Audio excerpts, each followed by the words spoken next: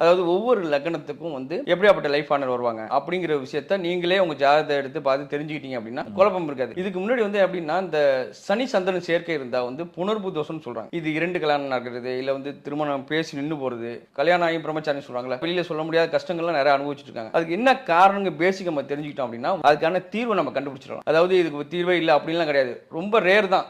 ஆனா பெரும்பாலான விஷயத்துக்கு தீர்வு கொடுக்கறதுக்கு தான் கோவில்கள் உருவாக்கி வச்சிருக்காங்க, ஹோமங்கள் உருவாக்கி வச்சிருக்காங்க. நம்ம முன்னோர்கள் வந்து முட்டாள்கள் அப்படின்னு சொல்லி கண்ணதாசன் அடிக்கடி சொல்லுவார். ஒவ்வொரு விஷயத்துக்கும் பின்புலத்தில் மிகப்பெரிய காரணங்கள் இருக்குது. இந்த காரண காரியம் தெரிஞ்சு ஒருத்தங்க செயல்பட்டாங்க அப்படின்னா நிச்சயமா அதில் வெற்றி அடைஞ்சிடலாம். இப்ப சனி வந்து ஒரு ராசியத்தை எவ்வளவு நாள் கடந்து போவார்? 2 வருஷம் கடந்து போவார். சந்திரன் 2 நாள். அப்ப சந்திரன் வந்து வேகமா கடந்து போறவர், வேகமா செயல்படக்கூடிய ஒரு, சனிங்கிறது சுலோவா செயல்படக்கூடியது. ஒரு வண்டி மாட்டு வச்சுங்களேன், ஒன்னு வேகமா போய் ஒன்னு சுலோவா பண்ண வண்டி ஒழுங்கா போய் சேருங்களா? சேராது. அப்போ ஒரே மனநிலை ஒற்றவங்களா பார்த்து நம்ம திருமணம் பண்ணி வச்சோம்னா லைஃப் சூப்பரா இருக்கும். அப்ப நம்மளுடைய மன ஒற்ற நபர்கள், நீண்ட நாள் டிராவல் பண்ணக்கூடிய நபர்கள் யாரு அப்படிங்கிற விஷயத்தையும் நம்ம ஜாதகம் சொல்லணும். அது முழுமையா நம்ம ஜாதகம் பார்த்தா தான் தெரிஞ்சுக்க முடியும்.